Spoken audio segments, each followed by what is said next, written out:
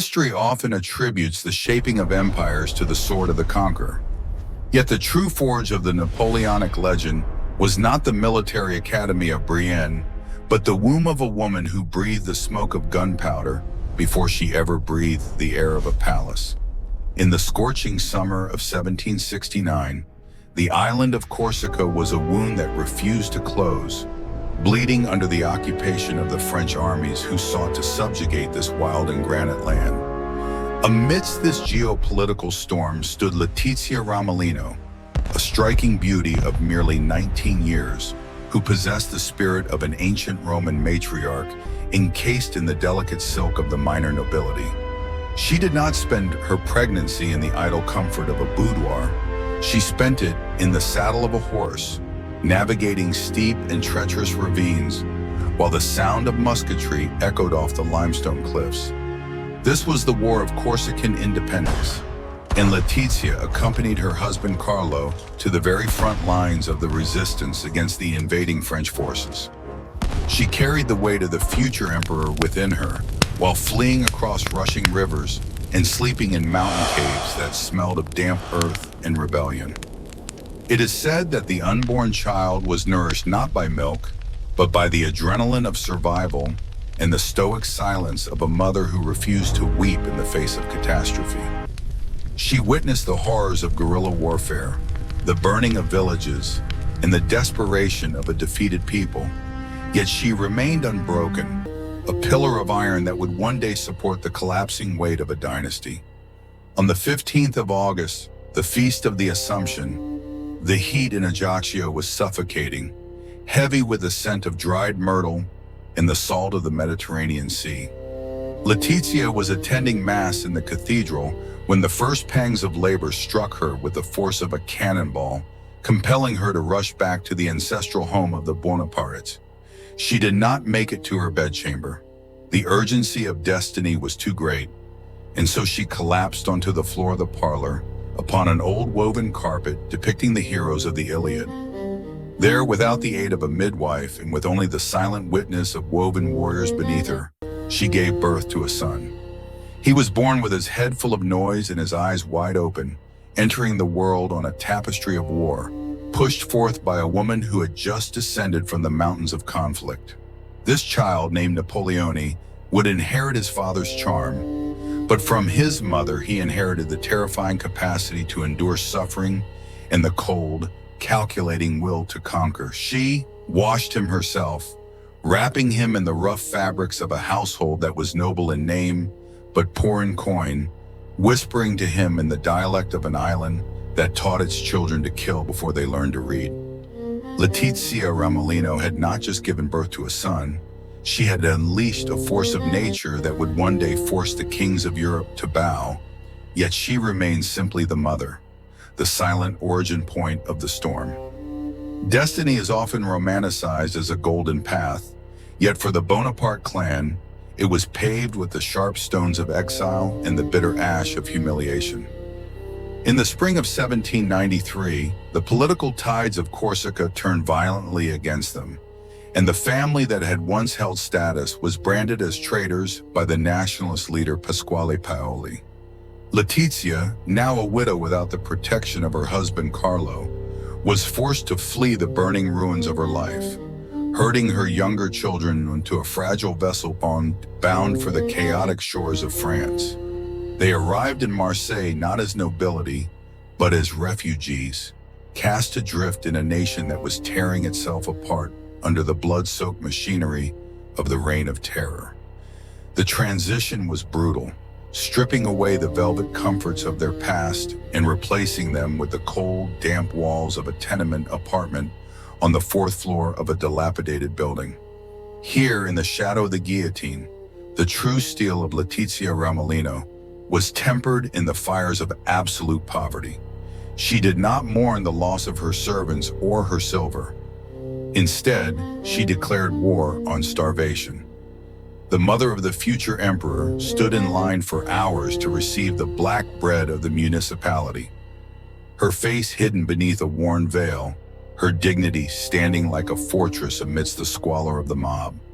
She managed the household with a military precision that would later be mirrored in the logistics of the Grand Army, counting every sou, mending clothes until the fabric was more thread than cloth, and ensuring that her children never saw her falter.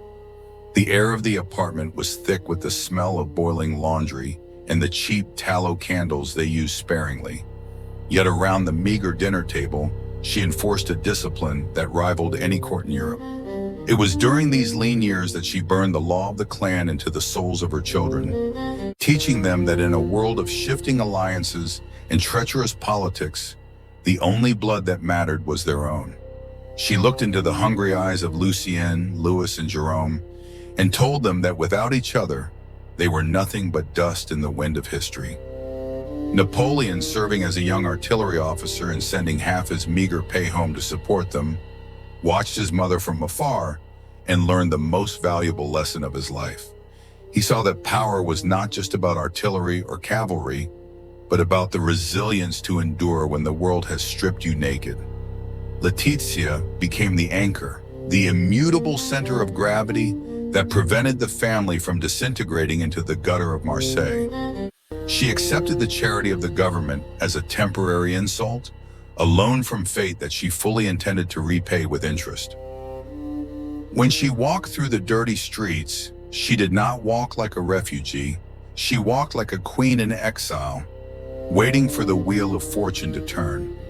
And turn it did, for while she scrubbed floors and rationed bread, her second son was rising through the smoke of Toulon, preparing to lift her from the abyss of poverty and place her on a pedestal higher than any throne, though she would never forget the taste of that black bread, nor the cold wind of Marseille that forged the Iron Mother. Glory is often a blinding sun that obliterates the memory of the darkness from which it rose. But for Letizia Ramolino, the sudden radiance of the empire was not a divine ascent, but a precarious climb up a crumbling cliff. By the winter of 1804, the starving refugee of Marseille had been elevated to the title of Madame Mère, the imperial mother of France. Yet she walked through the gilded corridors of the Tuileries Palace with the wary step of a woman walking on thin ice. While the rest of Europe gazed in awe or terror at the coronation of Napoleon, Letizia remained conspicuously absent from the Cathedral of Notre Dame on that freezing December day. Though the painter Jacques-Louis David would later immortalize her in his colossal canvas, placing her in a central balcony with a benevolent expression, the reality was a stark void in the heart of the ceremony. She had refused to attend the coronation of her own son, a deliberate act of protest born from a deep maternal fracture and a searing disapproval of the feuds that plagued her family. She remained in Rome, miles away from the smell of incense and the weight of the crown, standing in solidarity with her exiled son Lucien and silently condemning Napoleon's rift with his brothers. This absence was more than a family squabble. It was a philosophical rejection of the permanence of power. Surrounded by the sudden eruption of wealth, where chamberlains bowed and ladies-in-waiting whispered in silk, Letizia remained the only person in the empire who was not intoxicated by the fumes of victory. She looked upon the velvet robes and the golden eagles not as eternal symbols, but as theatrical props that could be swept away by a single shift in the wind. When congratulated on the unimaginable heights her son had reached, she would simply tighten her lips and utter the phrase that would become her haunting epitaph, "Provided it lasts." This skepticism was not born of pessimism, but of a terrifying clarity. For she remembered the speed with which the wheel of fortune had turned in Broussaka in France. She saw the fragility of this new dynasty that was built on cannon fire rather than centuries of tradition. Consequently, amidst the unimaginable splendor of the imperial court, Madame Mère lived with the frugal paranoia of a peasant fearing a famine. She saved her generous allowance with a compulsive intensity, sewing gold coins into the linings of her dresses and refusing to spend money on the frivolous luxuries that Josephine de Beauharnais scattered like confetti. She viewed Josephine not merely as a rival for her son's affection, but as a symbol of the dangerous extravagance that threatened to bankrupt the moral foundation of the clan. While the court mocked her miserly habits and her Corsican accent, Letizia was quietly amassing a war chest, convinced that the day would come when the cheering crowds would turn into a baying mob and the gold of the Tuileries would turn to dust. She walked through history with a profound sense of vertigo, watching her children play at being kings and queens while she mentally calculated the cost of their inevitable fall. In the center of the greatest empire since Rome, the mother of the emperor remained an outsider, a stoic prophetess waiting for the thunder that she knew must follow the lightning. The prophecy of the mother was fulfilled not with a whisper, but with the deafening crash of a world falling apart. By the spring of 1814, the eagles of the empire lay broken in the mud, and the fair-weather friends who had once crowded the anterooms of the Tuileries had vanished like smoke in a gale. The allied armies of Europe marched through the streets of Paris, and the man who had reshaped the map of the continent was forced to abdicate at Fontainebleau, drinking the bitter poison of betrayal from the very marshals he had raised to glory. It was in this hour of absolute darkness that the vindication of Letizia Ramolino arrived, though it brought her no joy, only the solemn duty of a matriarch who had prepared for the funeral while others danced at the wedding. While her other children panicked, scrambling to salvage their titles or fleeing to foreign courts to beg for asylum, Letizia remained terrifyingly calm, for she had lived this nightmare before in the mountains of Corsica. The miserliness for which she had been mocked, the compulsive hoarding of gold coins, and the refusal to spend on lavish banquets was suddenly revealed to be the ultimate act of maternal foresight. With the empire in ruins and Napoleon stripped of his treasury, Letizia stepped forward from the shadows of her Roman exile and offered him everything she possessed. She unlocked her chests and poured out her accumulated fortune, the diamonds she had never worn, and the gold she had sewn into her linings, placing her entire life savings at the feet of her fallen son. She wrote to him with a fierce and protective love, declaring that she would rather share his exile on a barren rock than remain a queen in a Europe that had rejected him. This was the treasury of loyalty, a wealth far greater than the taxes of nations, forged in the silent conviction that when the crown is lost, the blood remains. She traveled to the island of Elba to join him, crossing the sea not as the mother of a god, but as the mother of a man who needed the steel of her presence to rebuild his shattered spirit. In the quiet villa overlooking the sea, amidst the small court of loyalists who had chosen honor over safety, Letizia walked with her son along the cliffs, her black dress rustling against the dry grass. She did not chide him for his ambition, nor weep for their lost grandeur. She simply offered him the silent affirmation that he was still the same boy she had carried through the Corsican ravines. When he decided to gamble everything on one final desperate return to France in 1815, she did not stop him.